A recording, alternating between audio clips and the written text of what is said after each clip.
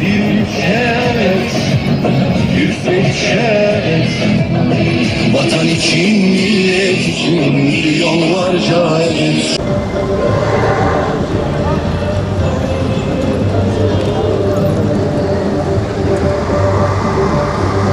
Birkaç gün kaldı sanki. Ya birkaç gün kaldı gibi kendime üniversite öğrencisi gibi hissediyorum. Henüz dersime çalışmadım. Yani dersime bugün yok henüz kararım yok. Yarın akşam düşünüyorum artık kararımı vermeyi. Aynı öyle sınavın sonuna hazırlanan şeyler gibi, öğrenciler gibi. Neler söylemek Ya bu referandum çok önemli. Türkiye'nin geleceğiyle ilgili. Bunu mutlaka bekliyoruz yani eve çıkacağını inanıyoruz. Canı gönülden inanıyor. maddeleri okuyabildik mi? Okudum, hepsini okudum. Hepsini biliyorum. Ya krizlere son.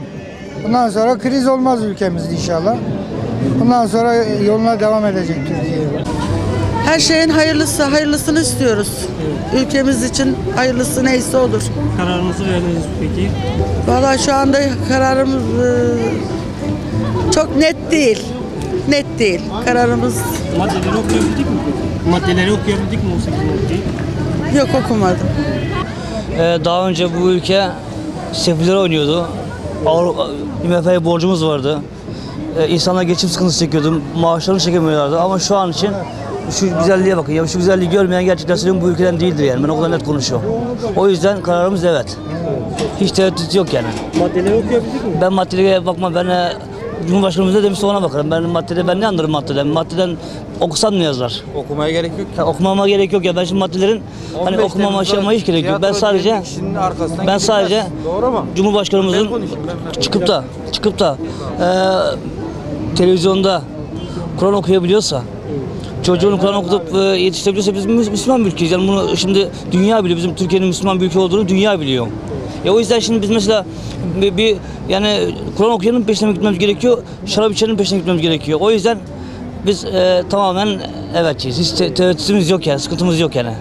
Ben buradan halkıma seslenmek istiyorum. Şimdi evet diyen belli, hayır diyen belli. Ben 15 Temmuz'a tiyatro diyen bir kişinin arkasından gitmem, sözüne de bakmam. Hayır öven CHP'dir, HDP'dir. CHP'nin HDP tarafından ben olmam. Ben AK Partiliyim ama MHP'ye daha çok güvenirim bak. Hem AK Parti, MHP'nin dediği doğrudur bence. Müslüman olan bir kişi gidip onların peşinden gitmez. 15 Temmuz'a benim 250 tane şehidim var. 2000'den fazla gazim var. Eli gitmiş, kolu gitmiş. Niye gitmiş? Tiyatro diye söylesin diye mi gitmiş bunlar? 15 Temmuz'u sulandırmaya kalkan bir kişinin sözüne inanmam. Ben milletimden şunu söylüyorum bir vatandaş olarak. Kimin arkasından gittiklerine dikkat etsinler. Benim bildiğim Maddeleri okuyabildik mi? ben 18 maddeyi bilgim var ama bilgisi olmayanlar şuna baksın. Kim evet diyor, kim hayır diyor. Hayır diyen 15 Temmuz'a tiyatro diyen Kemal Kılıçdaroğlu'dur. HDP'yi zaten belli. Kandil, PKK bunlar hayır diyor, FETÖ diyor. Herkes seçimini yapsın. Teşekkür ederim. Verdik artık. Kararınız hangi yönde? Ben evet vereceğim çünkü ben 28 Şubat sürecine bizzat şahit oldum. 15 Temmuz'da bizzat şahit oldum. Türkiye'de darbeler dönemi, vesayet, statüko, koalisyon dönemi bitsin diye ben evet yönünde oy kullanacağım. Çünkü başka bir Türkiye yok. Onun için gelecek güzel günler adına evet oy kullanmak istiyorum. Yani 17 Nisan sabahına yeni Türkiye'ye bahar gelsin artık. Maddeleri okuyabildik mi? 2-3 defa okudum hepsini 18 maddeyi.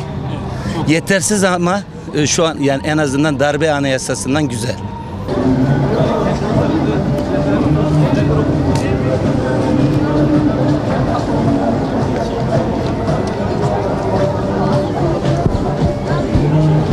Allah tek çare tek adama yön verme. Hayır, sonuç hayır. Peki maddeleri okuduk mu? Maddeleri okudum. Evet. Hayır var. Ne söyleyeyim yani 74 yaşında adam ne söyleyecek? Yaş gitmiş artık. Yine de karar verecek misiniz? Tabii. Kararınızı verdiniz mi? Tabii kendi kendimize bir şeyler düşünüyoruz yani. Maddeleri okuduk mu peki? Okumuyoruz ama öyle hani şey yapıyoruz yani bilmiyorum. Kararınız hangi yönde olacak? Efendim? Karar hangi yönde olacak? Hayır tarafı. Valla ne ya yargı bağımsız değil yani 18 madde var hep Cumhurbaşkanı şeyindedir yani. Buna ne diyeyim ki? Bundan sonra yargıya gitmeyeceğin direktmen başkana telefon açacağız. Maddelere bakabildik mi? Valla maddeler ben okumadım, maddeler fazla hani televizyonda mesela anayasada. Ne bileyim ben, günü gelse de o zaman bakarız. Günü gelmiş zaten. Seçim için ne diyecek o ya? Ne diyeceksiniz? Karar verdiniz mi? Okudunuz mu mesela? Ya ben zaten Niksar'a gideyim yarın Allah verse. Ben zaten ben sol partiliyim, yalan söylemem. Sen hayra vereyim, ben evet'e vereyim. Ne olacak böyle? Sol parti yani kime verse ver ya. Kesinlikle ben hayır diyorum. Biz tek kişi olarak bir devleti yönetilmesini istemiyoruz hiçbir şekilde. Onu başta söylemek istiyorum. Budur, başka bir şey diyemem. Maddelere bakabildik mi? Okuyabildik mi? Yok. Eyvallah. Maddelere bakabildik mi? Baktık. Geleceğimiz için evet diyorum.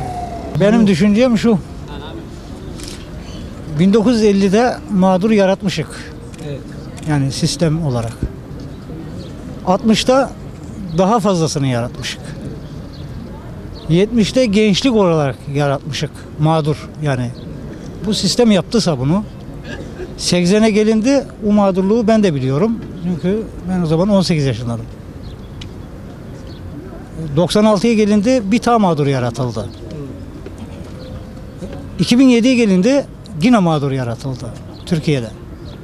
2010'dan 2015'e kadar inadına mağdur yaratıldı. General bilmem ne. Bunların hepsini sistem yapıyorsa 2016 Temmuz'una gelince daha fazla mağdur. Şu anda daha fazla mağdur var. Yani hepsi bir şekilde bizim halkımız hepsi mağdur. Bunu sistem yapıyorsa bu sistemin hayır deyip de bu sistemin kalmasın diye hayır demek hainlik olmaz mı? Hayır. Ha evet deyince ne görüyorsun ileride? Pek fazla bir şey görmüyorum ama Nasrettin Hoca göle yoğurt çalmış. Ya tutarsa demiş.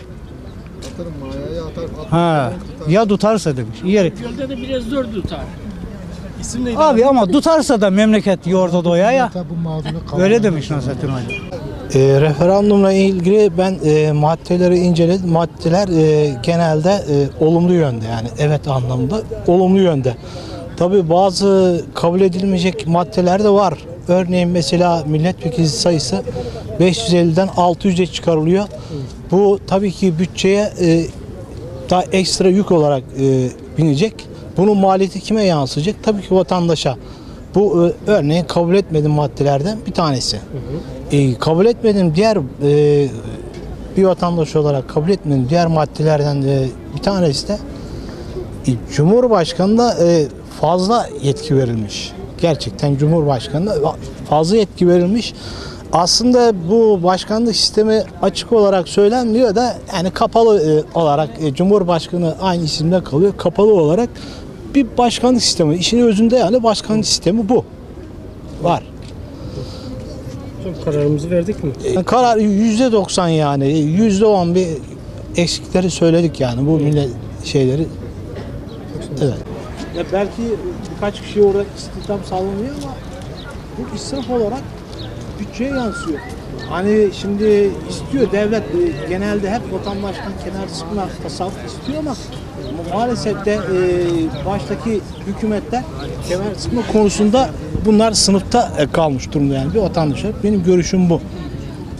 Bakınız mesela bu hükümet gelmeden önceki israfı devletin ne kadardı? Şimdi ne kadar? Belki milli gelir yükselmiştir. Yani o bundan önce 150 milyar dolar civarlarında idi. Şimdi 650-700 milyar civarlarına çıkmış olabilir ama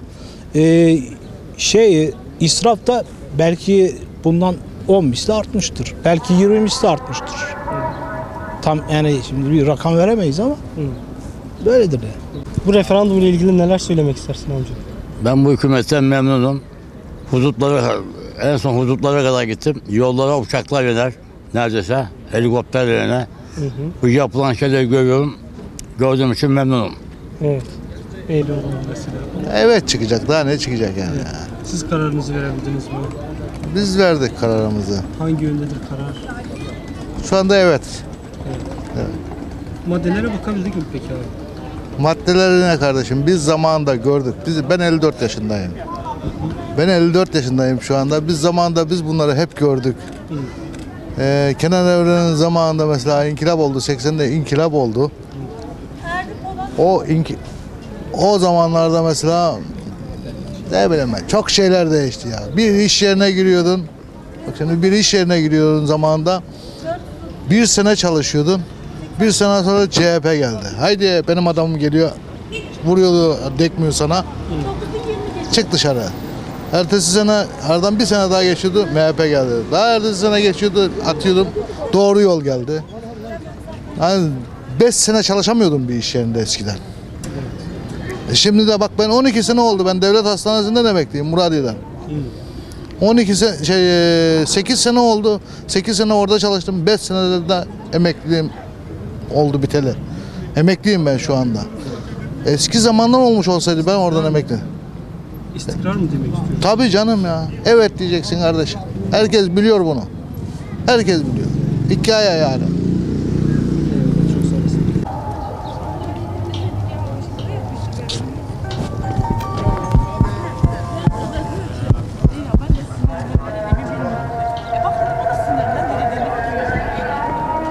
Bununla ilgili neler söylemek istersiniz? Ben evet diyorum. Hayır diyecektim ama evet diyorum. Sebep? Sebep ne olacak işte yani ülkemiz güzelleşecek, güzel olacak. Okuduk mu maddeleri peki? Okumadım. Evet diyorum ama. Hayır diyecektim ama evet diyorum. Ülkem için, vatanım için, her şey için evet diyorum ben. Evetten yana. Gönlüm de onu istiyor. Kafam da mantığım da onu istiyor. Tayyip Erdoğan'ı başbakanımızı dinledim. Ben onu istiyorum. Evet istiyorum. Bir ülkücü olarak kendim bir ülkücüyüm ben aslında. Ama evet istiyorum. Daha güzel olacak. Herkes evet desin. Aklınız başına alın. Hayır demeyin. Sağ olsun vatandaşlarımız 18 maddenin açıklamasıyla ilgili bilinçlenmek adına sorular soruyorlar. Kafası karışık olanları bilgilendiriyoruz. Bursa bu konuda çok güzel, duyarlı yaklaşıyor. Siz kararınızı verdiniz mi peki? Tabii ki evet. Aynı şekilde ben de tabii ki evet. Eşiyim. Bunun için uğraşıyoruz. Halkımızı aydınlatmaya çalışıyoruz. Yani Almanya'nın, Hollanda'nın, PKK'nın artık söylenen her şey neden evet, hayır diyeyim ki? Ben de evet. Tabii ki evet. Sonuna kadar evet. Bence evet olsun. Çünkü şu ana kadar hep bizim kararımızla oldu bu işler. Bir şey oldu mu, bir şey değişti mi ülkede? Olmadı. Hadi neden hayır diyoruz? Neden gavur ülkelerine inat evet demeyelim? Neden demeyelim? Yani benim düşüncelerim bu. Ben evet diyorum. Maddeleri okuduk mu peki? Maddeleri şu şekil. Hepsini okuduk mu? Hepsini okumadık çünkü ben okumayı sevmiyorum. O yüzden okul okumadım.